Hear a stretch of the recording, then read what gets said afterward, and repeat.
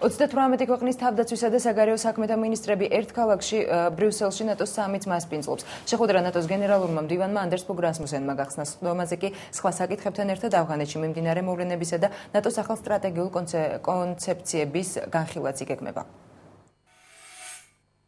ბრიუსელში ნატოს სამიტი იმართება. მას ალიანსის 38 წევრ სახელმწიფოს თავდაცვისა და საგარეო საქმეთა მინისტრები ესწრებიან. ნატოს გენერალურმა მდივანმა ანდერს ფოგ რასმუსენმა სახელმწიფოებს რაკეტსაწინააღმდეგო თავდაცვის პროგრამის მხარდაჭერისკენ მოუწოდა, რომელიც ევროპისა და ჩრდილოეთ ამერიკის უსაფრთხოებას უზრუნველყოფს. რასმუსენის განცხადებით ნატოს ახალი პროგრამა მომავალ თვეს ლისაბონში გამართულ ალიანსის სამიტზე დამტკიცდება. აღნიშნული რაკეტსაწინააღმდეგო თავდაცვის პროგრამა ჩვენი წევრ სახელმწიფოს 900 მილიონ მოქალაქეს დაიცავს. ეს არის თანამედროვე მუქარისგან, ასევე თანამედროვე თავდაცვის საშუალება.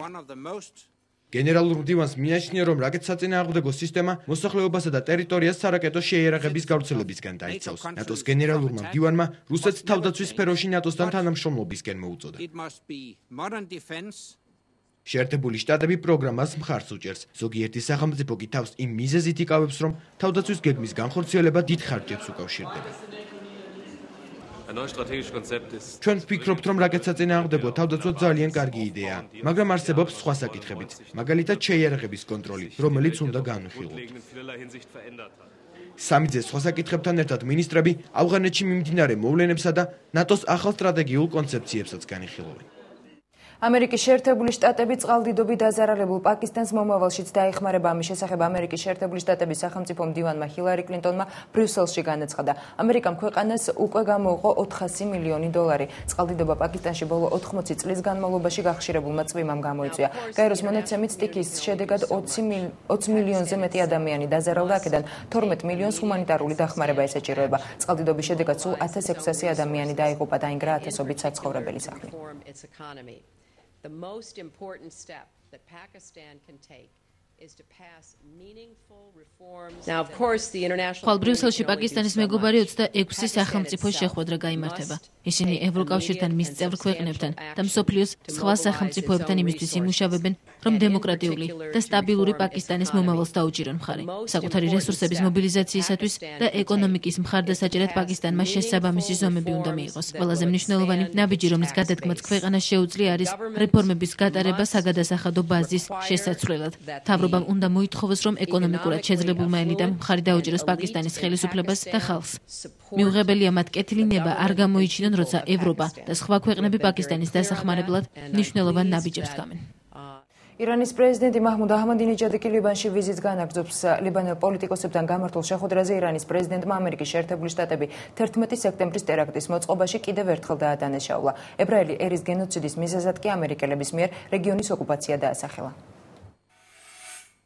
მაჰმუდ აჰმადინეჯადის ვიზიტი ლიბანში გრძელდება. ირანის პრეზიდენტი ბეირუთში ლიბანელ პოლიტიკოსებს შეხვდა და ახლო აღმოსავლეთში მიმდინარე ვითარებაში აფასა. აჰმადინეჯადი ლიბანურ მოძრაობა ჰეზბოლას მთავარ მფარველად ითვლება. ის დაჯგუფებას, რომელსაც მსოფლიო ტერორისტულ ორგანიზაციად მიიჩნევს, იარაღით და დაფინანსებით ეხმარება. შეხვედრაზე მაჰმუდ აჰმადინეჯადმა 11 სექტემბრის ტერაქტზე ისაუბრა და ინციდენტის დეტალური გამოძიება მოითხოვა.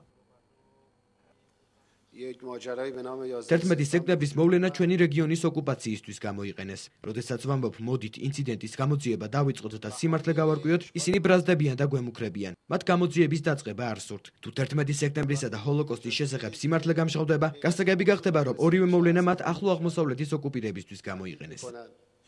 გასულ თვეს გაეროს სხდომაზე სიტყვით გამოსვლისას მაჰმუდ აჰმადინეჯადმა ამერიკის შეერთებულ შტატებს 11 სექტემბრის ტერაქტის მოწყობაში დასდო ბრალი.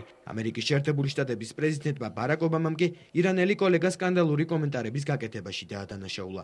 ისრაელის მხარის განცხადებით, აჰმადინეჯადის ლიბანში ვიზიტი ორ ქვეყანას შორის ურთიერთობას გააუარესებს.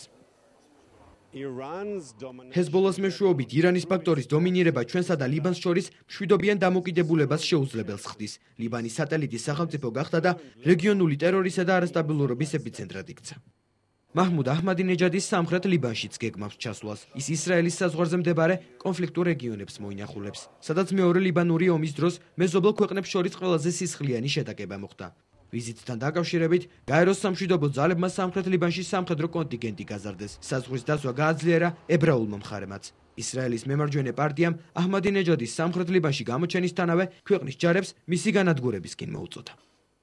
თალიბებთან მოსალაპარაკებლად მშვიდობის უზენაესმა საბჭომ მუშაობა უკვე დაიწყო. ორგანიზაციის თავმჯდომარის განცხადებით, თალიბანი დიალოგისთვის მზადყოფნას გამოთქვამს. ავღანეთის მთავრობა დაჯგუფების წევრებთან არაფორმალურ შეხვედრებს აღიარებს და განმარტავს, რომ მათ მოლაპარაკების სურვილი გამოთქვეს, თუმცა მოძრაობა თალიბანი დღეს გავრცელებულ განცხადებაში ჰამიდ კარზაის ხელისუფლებასთან რაიმე სახის ურთიერთობას გამორიცხავს. ამბოხებულთა განცხადებით, მარიონეტულ რეჟიმთან დიალოგი იდეოლოგიური პრინციპების ღალატი იქნება.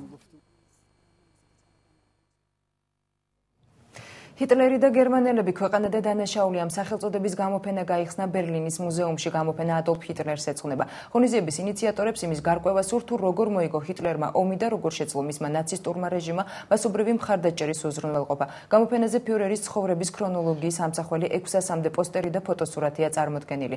დამთვალიერებელს ნაცისტური ორგანიზაციების სიმბოლიკის, გერმანელი ჯარისკაცების უნიფორმების, ასევე სხვადასხვა ისტორიული არტეფაქტების ნახვა შეუძლია. თანამედროვე გერმანიაში სულ უფრო მეტი ადამიანი მიიჩნევს, რომ ადოლფ ჰიტლერი არა ტირანი, არამედ ძლიერი და გავლენიანი პიროვნება იყო. ჩატარებული გამოკითხვის მიხედვით ყოველი მე-10 გერმანელი თვლის, რომ მის ქვეყანას სწორედ ფიურერის მსგავსი ხელმძღვანელი უნდა ჰყავდეს.